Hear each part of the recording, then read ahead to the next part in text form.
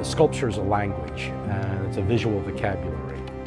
We're so accustomed to language, and we use language to explain how we think about things, about abstract concepts or whatever, and we have no problem using language doing that.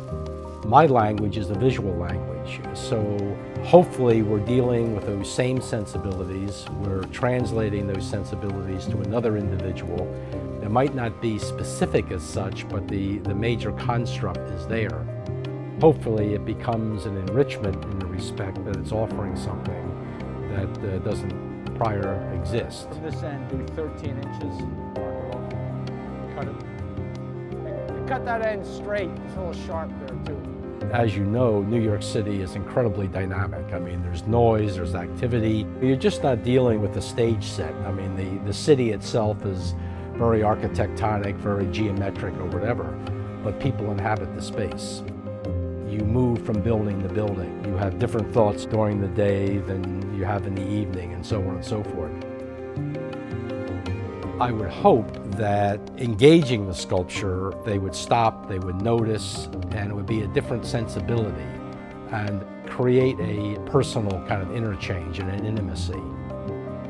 It's a difficult thing in an urban experience, but I think that's possible. Go east. Go south a little bit. The majority of work deals with gesture and balance or implied movement.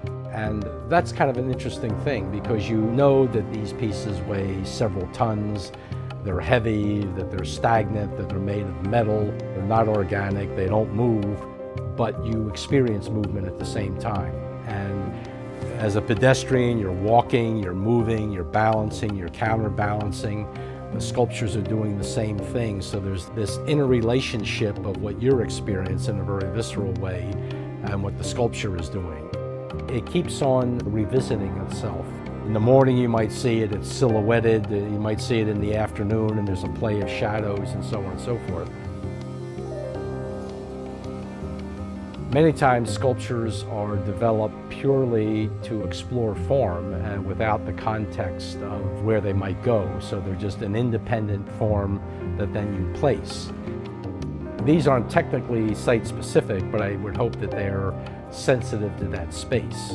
If there's a lightness or a density with that space, the pieces are dense. If there's a monotone background, maybe the piece is in contrast to that, so it stands out. And even though the sculptures might not be geometric like the buildings, I think that sensibility and that alterability and change that's just fundamental to the passage of time exists there, and it relates to that.